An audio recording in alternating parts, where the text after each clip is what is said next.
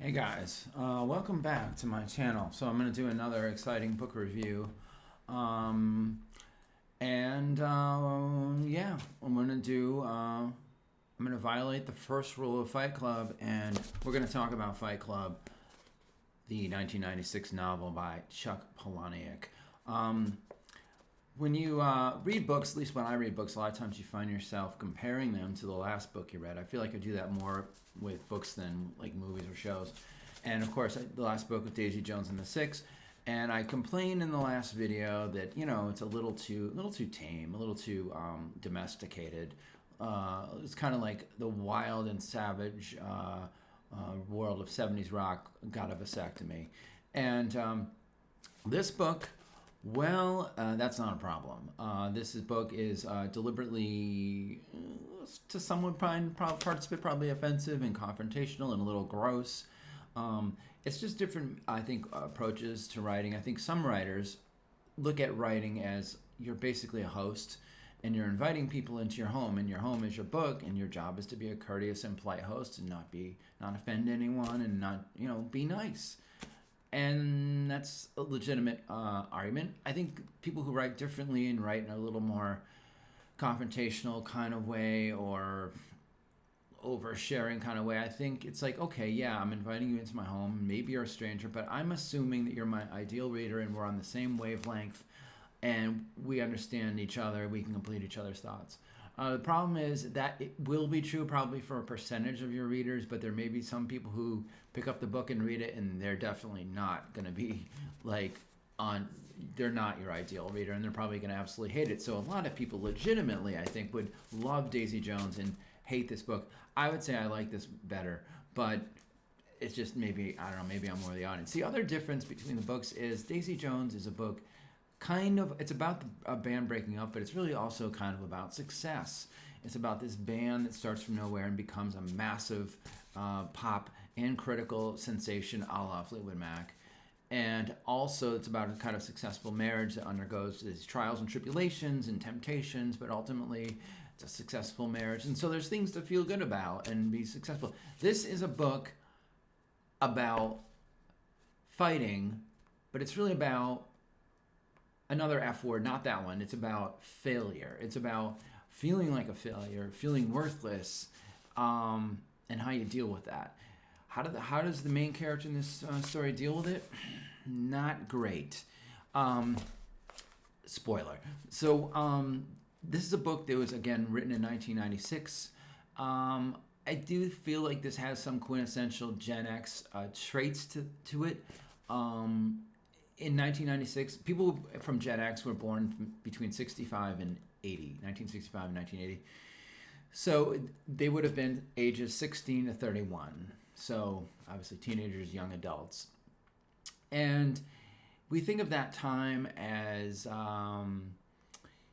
the latchkey kid era. And these days you see all these nostalgic memes on social media about how we rode our bikes home and until the lights came on and we had all this freedom and we made tree houses and all this freedom and everything else, and it's all treated nostalgically. I agree with all of that.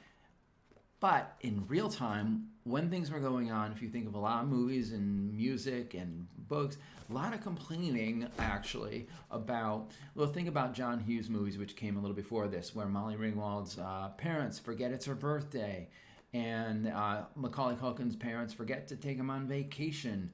And in The Breakfast Club, Emilio Estevez says to Ali Sheedy, "What did they do to you?" Her parents, and she says, "They ignore me." And so the whole sense of like, gee, we feel a little bit neglected. I mean, it was a generation where it was kind of the first generation, I think, where almost the vast majority of parents were working full time. Prior to that, mom might have been working part time, but this time both parents are working full time. And subsequently, I think that's still true with today's generation, but there seems to be way more structured activities for kids, et cetera, et cetera. But we were left to fend for ourselves in a lot of ways, which is good and bad.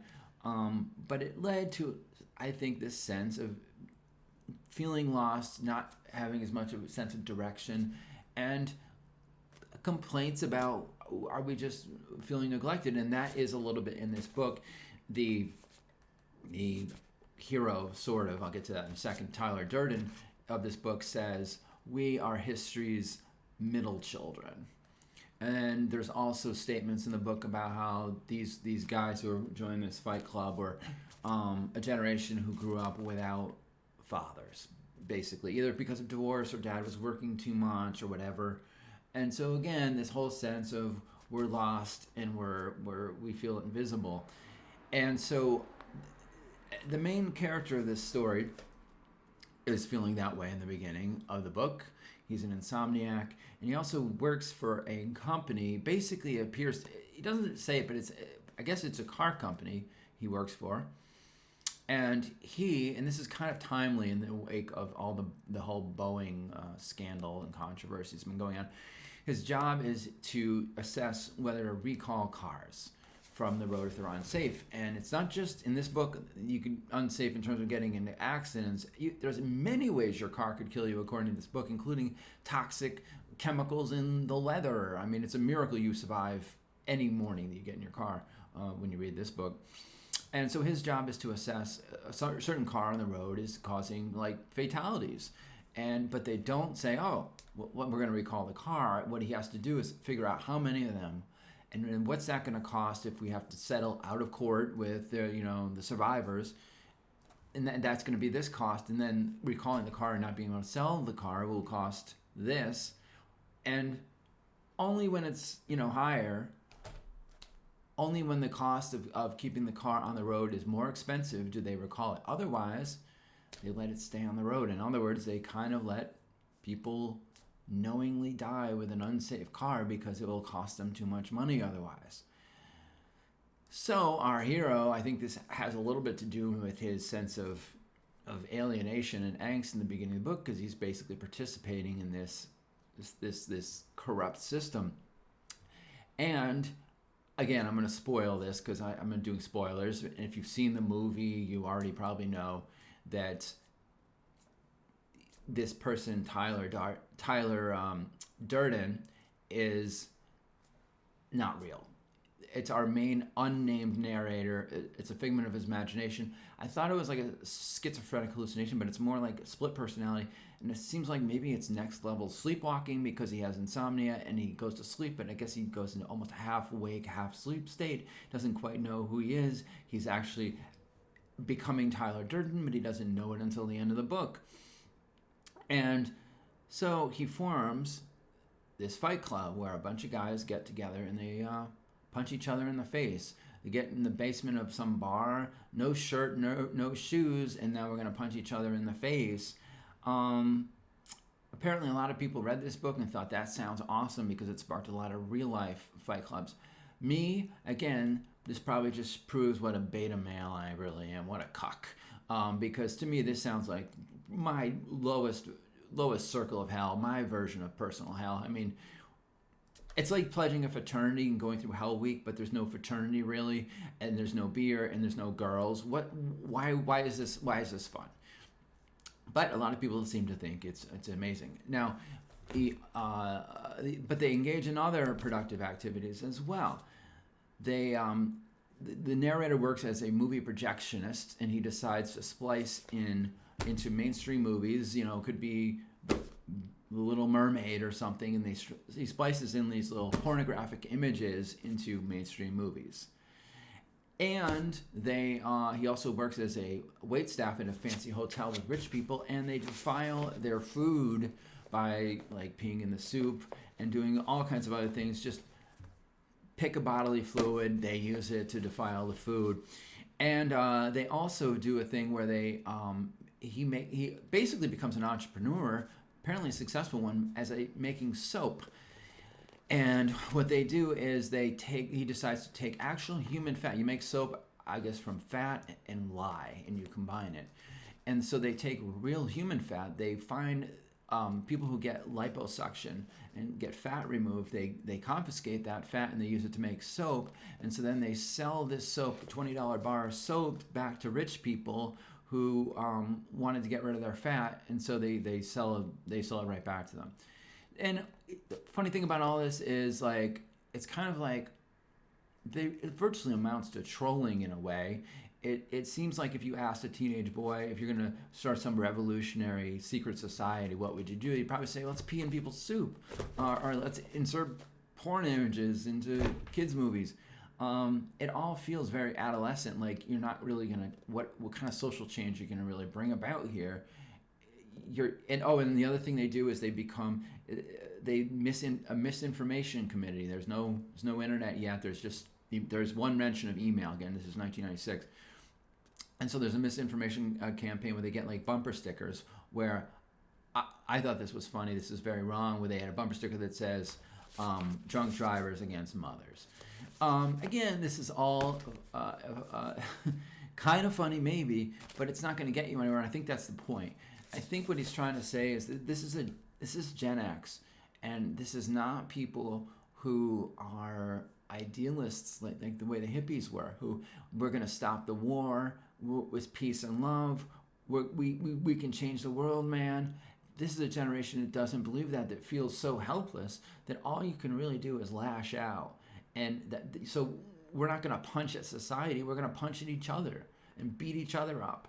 And because it's almost like hopeless otherwise. And I think he's kind of, I think, making a comment on this sense of helplessness that Gen X has, and this is their version of social unrest. But you could argue that, the social unrest part is not really the point anyway. Wait, I'm going to see if I can find it. Oh, crap. I meant to have this ready. I want to read you a quote. There's an afterword that Chuck offers us about the book at the end. And, he says, nope, that's not it. Do I not have it? Maybe I don't. Maybe I don't have it. Folks, it's only my second try. This is not highly professional. I'm just going to tell you what he said. He said a lot of reviewers, they called it a satire. They called it a satire of men's movement, some mega man men's movement or something that was going on at the time. He said, but nobody called it a romance. So he seems to be implying that it's a romance. And this is where it's interesting because, so there's another character called Marla Singer. This was the Helena Bonham Carter character in the movie. And at the end of the book, this almost works sort of as a second twist to the story. He says, I think I became Tyler when I realized I loved Marla. He meets Marla at these support groups he goes to for people with terminal cancer or whatever, which he doesn't have, but it somehow makes him feel it's like cathartic to go up and pretend he does, and goes to these meetings, which she goes to too. And he says, I think I became Tyler, this alpha male, quasi-revolutionary, basically to impress her subconsciously. And Polaniak says he saw the book as basically a more in-your-face version of The Great Gatsby, which I don't think is a comparison most people would make when you read it, but then it does make some sense. Great Gatsby, if you remember from high school English, Gatsby falls in love with Daisy, this rich girl, but he's a poor boy. And so he says, well, no problem, I'm going to become rich myself, which we learn is through like gambling and bootlegging and all this, and he's like basically a gangster, I guess. But he says, whatever, I'm going to start throwing these off-the-hook parties on Long Island, and I'm going to be one of you. What he doesn't realize is, nope, you're still not one of them because you're not from old money. And, oh, yeah, the other problem is Daisy's married. And he says, no problem there. He's a jerk. I'll just convince her of that, and she'll leave him for me. Guys, if you're a literary character in a book, do yourself a favor. Do not try to end a marriage. Just let it go. Do what the guy in Love in the Time of Cholera by Gabriel Garcia Marquez does, where he falls in love with a girl as a teenager. She also dumps him, marries a rich dude, a doctor, and he says, all right, Seinfeld style, I'm just going to wait out this marriage. So he gets all these like casual affairs with women, but he can't get too attached. And so 50 years go by, and the doctor drops dead, and now she's a widow, and he goes to her house, and he courts her, and happily ever after, together as teenagers and adults. So that's how you do it, folks, I guess. But anyway, so this book then could be thought of as a romance where he doesn't believe he loves Marla, but he doesn't believe he's worthy of her, that she won't like me for me, so I have to become this alpha male. And so you could see it as a whole story as the absolutely absurd and ridiculous lengths that some guys will go because they don't accept themselves and they don't think a girl would accept themselves, so they become someone completely different. And it all ends very self-destructively because at the end, he basically kills himself, I think. That's another potential twist. Because what happens is Tyler side of his split personality is taking over and actually kills his boss and kills someone else at the restaurant, at the hotel he goes to. But this is the other thing. Tyler kills his boss, who's just a middle manager. At no point does anyone even talk about trying to expose this company and all their corrupt doings. Like if this is a John Grisham novel, that's what the whole thing is going to be about, exposing this company, blah, blah, blah. Again, it's not even talked about because I think there's a sense of you can't really fight. All you can do is lash out. And that's all you can do. Anyway, so yeah, you could see it as a twisted love story about a guy who just thinks he has to be someone else. And yeah. So anyway, Snowflake. Have you ever been called a snowflake? Because I have.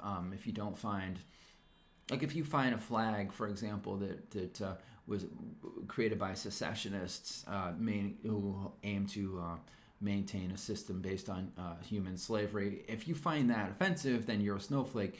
Where did it came from? This book, although not used exactly in this context, but Tyler says to his disciples, basically, you're not God's unique, delicate little snowflake. You're nothing, and it's just accept you're nothing. And our job is to hit rock bottom, and only then can we be free.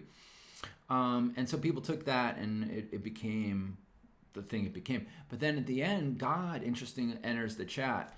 The very last chapter, we meet God because after our narrator has died, God says, I don't know why you wreak so much havoc because you're my delicate little snowflake. Who knew? Of course, the thing is, he writes the last chapter in heaven, describes it in a way that strongly resembles a mental institution, and he's been an unreliable narrator the whole entire book. So I'm not quite sure if he dies or if he just ends up in a mental institution at the end. I thought it was ambiguous.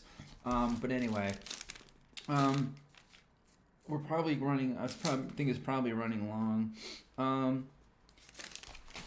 So last thought, I guess, is, again, a lot of people read this and they said, man, let's join fight clubs. This is awesome. I don't think that's what he was saying at all. Again, I think he's really viewing fight clubs as kind of this sad thing because people don't feel they have any voice to punch at society, and they just beat the crap out of each other, and that's all you can do.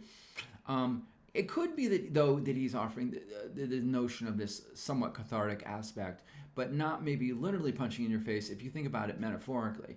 Because if you think about life, life is a bit of a fight club. Life is a circumstance where sometimes you have to intentionally allow yourself to get punched in the face, and if you don't, your quality of life will be lower. And this can apply to applying for jobs, applying for promotions, dating, any relationships, because you could get dumped, you could get cheated on, but you have to dive into that little fight club anyway. And I wonder actually if part of what inspired this, I was reading on his Wikipedia page, his first book got rejected by everybody, couldn't get an agent, couldn't get a publisher, and then he wrote Fight Club, not expecting anything to happen, and surprisingly a publisher picked it up. But the whole process of constantly writing publisher after publisher and getting rejected, probably felt like he was getting repeatedly punched in the face and felt that sense of failure. And I wonder if that fueled a lot of what this book is about, where this is, again, a book about people who feel at times kind of worthless and they feel like failures and how you deal with that. It's an interesting book. It's not really the most hopeful book, but it does deal with interesting topics. And yeah, I guess I like it better than Daisy Jones, but I'm probably more the audience. So yeah, good book, Fight Club. So the next time, man, things are really going to heat up for my third review. We're doing it. O.J. Simpson, Orenthal James Simpson, that great author, one of the great authors in man of American letters. If I did it, I think I'm going to sit through 240 pages. I'm hoping this is probably going to feel like my literary Fight Club reading this. We'll see. But yeah, O.J. OJ got a book deal. I wrote this book I've been working on. I probably won't get a book deal. He got a book deal. You think life is fair? You think you're God's snowflake? Think again. You know what? Screw it.